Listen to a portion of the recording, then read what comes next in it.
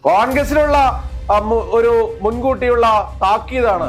പല തവണ മുസ്ലിം ലീഗിന്റെ ചില നിലപാടുകൾ കണ്ടാൽ തന്നെ വ്യക്തമാണ്, ഒരു നാൾ അവർ ഇടതുപക്ഷത്തേക്ക് പോയിരിക്കും. കോൺഗ്രസിന് എന്താണ് മുസ്ലിം ലീഗിന്റെയും സമസ്തയുടെയും കിട്ടാൻ ഇരിക്കേണ്ടത്? കോൺഗ്രസിന്റെ കാൽച്ചവിട്ടിൽ നിൽക്കുമെന്ന് ഒരു കാരണവശാലും വിചാരിക്കേണ്ടതില്ല.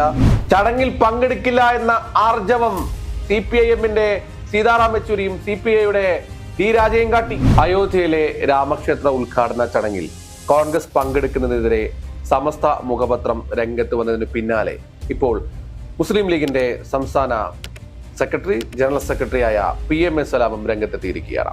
PM സലാം പറയുന്നത് ഇങ്ങനെയാണ്: BJP എല്ലാ തെരഞ്ഞെടുപ്പുകൾക്ക് മുന്നിലും ഓരോ കെണികൾ ഉണ്ടാക്കാറുണ്ട്. എല്ലാ തെരഞ്ഞെടുപ്പുകൾക്ക് മുമ്പും വർഗീയ കലാപം ഉണ്ടാക്കലായിരുന്നു നേരത്തെ പണി. ഇപ്പോഴും വർഗീയ വികാരങ്ങൾ ചൂഷണം ചെയ്യലാണ് അവരുടെ നയം. BJP-യുടെ ഒരു അജണ്ടയിലും വീണ് കൊടുക്കരുതെന്നാണ് നിലപാട്.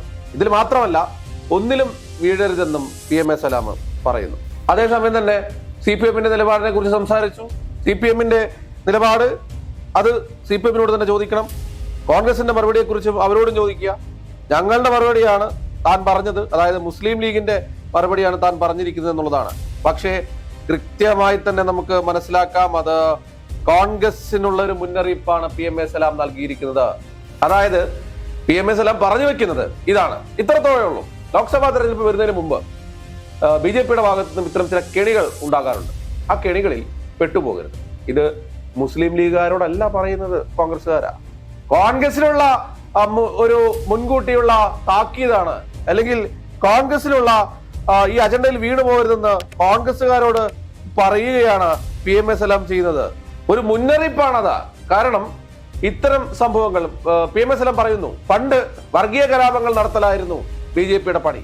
ഈ തെരഞ്ഞെടുപ്പ് സമയത്ത് വർഗീയ കലാപങ്ങൾ, വർഗീയ ലഹളകൾ, വർഗീയമായി ചേരിതിരിവുണ്ടാക്കുക, ഇതൊക്കെയായിരുന്നു ചെയ്തിരുന്നത്.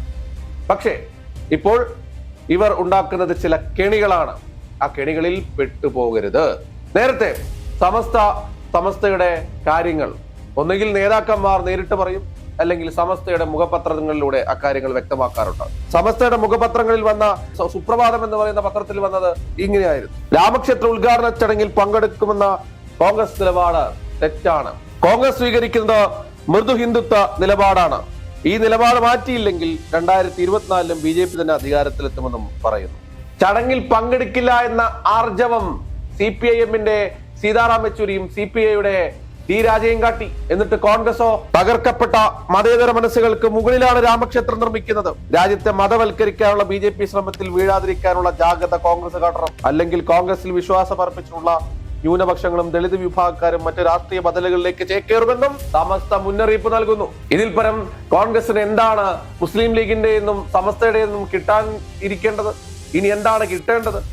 എന്നാൽ ഇതൊന്നും ഒരിക്കലും കോൺഗ്രസുകാർ ഈ ചെവിയിലൂടെ കേട്ട ആ ചെവിയിലൂടെ പോകും, അല്ലെങ്കിൽ അത്തരം നടപടികളായിരിക്കും ഉണ്ടാവുക എന്നുള്ള കാര്യത്തിൽ തർക്കമില്ല. കാരണം നേരത്തെ തന്നെ ഈ വിഷയവുമായി ബന്ധപ്പെട്ടുകൊണ്ട് കോൺഗ്രസിന്റെ പല നിലപാടുകളും പലസ്തീൻ വിഷയത്തിൽ പോലും വ്യക്തമായതാണ്. പലസ്തീൻ വിഷയത്തിൽ എന്താണ് ഉണ്ടായത്? ഏറ്റവും അവസാനമാണ് ഈ കേരളത്തിൽ ഏറ്റവും അവസാനം പലസ്തീൻ ഐക്യദാർഢ്യ ചടങ്ങ് നടത്തിയ രാഷ്ട്രീയ പാർട്ടി കോൺഗ്രസ് ആണ്. ആദ്യം നടത്തേണ്ടിരുന്നത് കോൺഗ്രസ് അല്ലേ? ആദ്യം നടത്തിയത് മുസ്ലിം ലീഗ്, പിന്നീട് CPI, ഏറ്റവും അവസാനം കോൺഗ്രസ്. അതിനിടയിൽ പല മറ്റ് സംഘടനകൾ, സമുദായ സംഘടനകളൊക്കെ നടത്തിയിട്ടുണ്ട്, ഇല്ലെന്ന് പറയുന്നില്ല. അത്തരത്തിൽ എപ്പോഴും ഒരു അഴകുഴമ്പൻ സമീപനം, അഴകുഴമ്പൻ നിലപാടുകൾ, മൃദു ഹിന്ദുത്വ സമീപനം, അത് പല സമയത്തും കണ്ടു. ഈ പലസ്തീൻ ഐക്യദാർഢ്യ ചടങ്ങിൽ പോലും ശശി തരൂർ പറഞ്ഞത്, അതും ലീഗിന്റെ പരിപാടിയിൽ ക്ഷണിച്ചിരുന്നത് ശശി തരൂരിനെയായിരുന്നു. ശശി തരൂർ എത്തിയിട്ട് അവിടെ വന്ന് പറഞ്ഞത് ഇസ്രായേൽ അനുകൂലമായ ചടങ്ങിൽ പങ്കെടുക്കുന്ന പോലെയായിരുന്നു അദ്ദേഹത്തിന്റെ പ്രസ്താവനകൾ ഉണ്ടായിരുന്നു. അതൊന്നും ലീഗുകാർ മറന്നിട്ടില്ല.